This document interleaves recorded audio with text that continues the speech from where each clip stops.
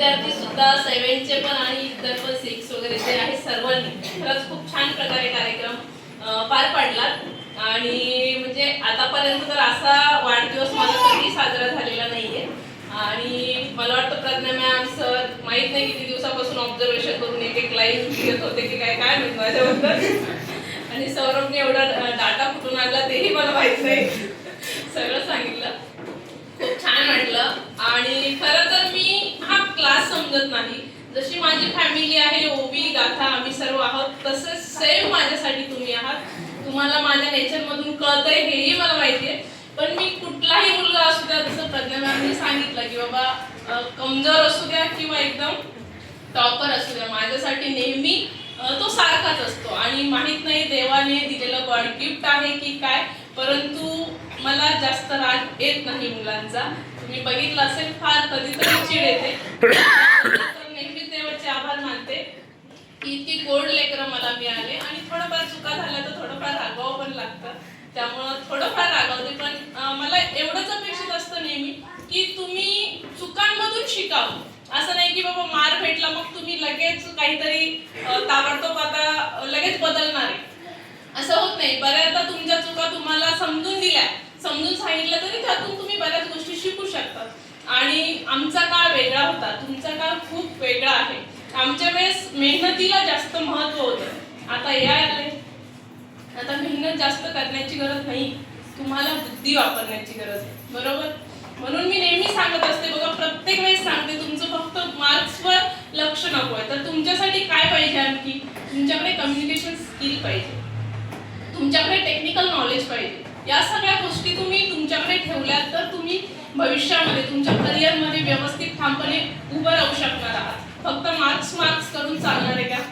नाही म्हणजे फक्त तुम्हालाच नाही तर मला पालकांना सुद्धा सांगायचंय आपला काळ हा वेगळा होता आपल्या मुलांचा वेगळा आहे यांना फक्त मेहनत जर हे करत राहिले आमच्या वेळेस समजा 2 तास काम केलं आणि तेव्हा समजा काही पैसे भेटत असेल आता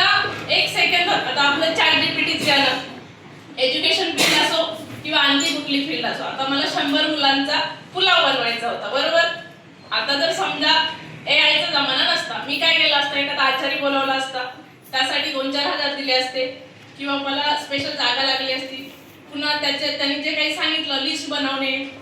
आणि सगळं मग त्याच्या हाताखाली करणे या सगळ्या गोष्टी केल्या असत्या मी काल संध्याकाळी चॅट जीपीटी खोललं मला 100 मुलांचा पुलाव बनवायचा आहे यासाठी किती वेळ लागेल यासाठी किती पाणी लागेल आणि सगळं मोजमाप त्याने दिलं 5 मिनिटात माझ्या डोक्यात सगळी आयडिया आली मी सगळं करून टाकलं माझ्यासाठी ही पहिली वेळ होती म्हणजे मी सांगते आमचा काळ आणि तुमचा काळ यात किती चेंजेस आहे त्यामुळे तुम्हाला सगळ्या गोष्टी आता काय काय करायचे जसं की हा एआयचा जमाना आहे तर फक्त अभ्यास करत बसू नका पालकांनी सुद्धा तुमच्यासाठी तुम्ही जे काही ऍक्टिव्हिटी करत असतात वेगवेगळ्या यातून तुम्ही बरंच काही शिकत असतात आणि त्या करू दिल्या गेल्या पाहिजे जसं की तुम्ही ग्राउंडवर पण खेळू शकता तुमचे वेगवेगळे प्रोजेक्ट असतात आता प्रोजेक्ट पण वाढले आहेत त्याचं कारण हेच आहे की तुम्ही वेगवेगळ्या गोष्टी शिकाव्यात आता तुम्ही मोबाईलचा वापर करतात बरोबर पण मोबाईलमध्ये काय बघायचं कम्प्युटर लॅपटॉपमध्ये काय बघायचं हे तुमच्यावर डिपेंड आहे आमच्या वेळेस हे नव्हतं हे आमच्यासाठी खूप चांगलं होतं कारण आम्ही वाया जाण्याचे किंवा आमचा वेळ वाया जाण्याचे चान्सेसच नव्हते परंतु तुमच्या हातात ते आहे तुमचं दुर्दैव नाही ते सुदैवच आहे त्यातून तुम्हाला खूप गोष्टी भेटणार आहे आमच्यासारखी मेहनत करण्याची गरज नाहीये तुम्ही अगदी कमी वेळामध्ये फार पैसा कमवणे तुमच्यासाठी फार सोपी गोष्ट असणार आहे मी सांगते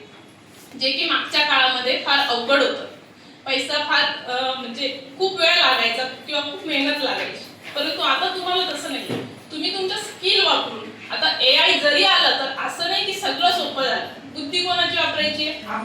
आपली मी जर तुमच्याकडे स्मार्टफोन दिले सर्वांकडे आणि मी जर काही प्रोजेक्ट सांगितला तर त्याला ऑर्डर देण्याचं काम हे तुमचं आहे ते तुमची बुद्धी ठरवणार आहे बरोबर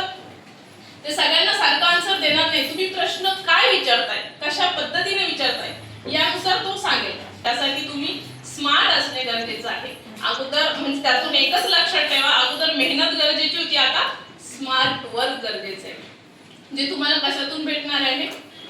वेगवेगळ्या ऍक्टिव्हिटी करून भेटणार आहे जास्तीत जास्त टेक्निकल नॉलेज घेऊन ना की इंस्टाग्रामचे रील्स बघून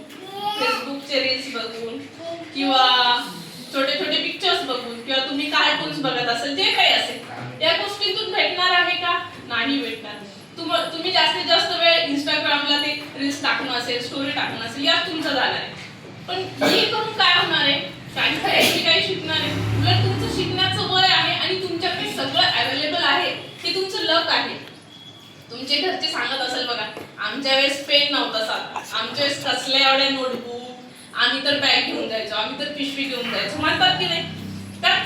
तुमची तर काही चूक नाहीच त्यात, तुम्हाला अवेलेबल होतंय, त्याला तुम्ही काय करणार? पण माझं एकच म्हणणं आहे, जर तुम्हाला सहज भेटतंय ना, तर तुम्ही काय करायचंय?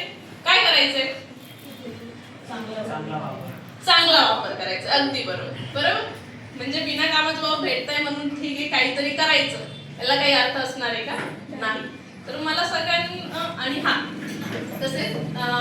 जसा हा कार्यक्रम तुम्ही सगळ्यांनी साजरा केला, छानपैकी साजरा केला, त्याबद्दल तर धन्यवाद आहेच. आणि हा क्लास उभा करण्यामध्ये सगळ्यात सपोर्टिव्ह असणारे मान्य आहे, मी संचालिका आहे, सगळं हँडल करत असते. परंतु पडद्यामागचे जे हिरो आपण म्हणत असतो मेन, ते कोण आहेत? सोपान सर आहेत. म्हणूनच मी हे सगळं करू शकते. म्हणजे मी दिसत असते टीचिंग वगैरे या सगळ्या गोष्टी मुलांकडून, मला एकाही मुलाकडे थोडंफार जरी दुर्लक्ष झालं कुणाचं तर बिलकुल सहन होत नाही. मग ते मॅडम असो, सर असो, ऋषिकेश सर असो, कोणी असो, सगळ्यांना माहिती आहे आणि तुम्हालाही सगळ्यांना माहिती आहे. वेळ पण तुमचा गेलेला मला आवडत नाही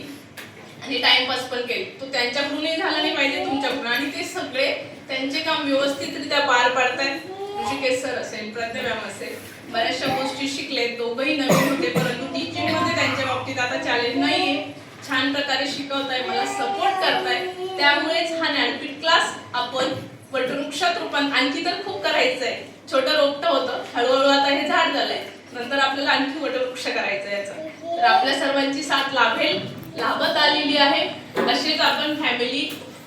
एकत्रित राहूया आणि धन्यवाद. एवढे बोलून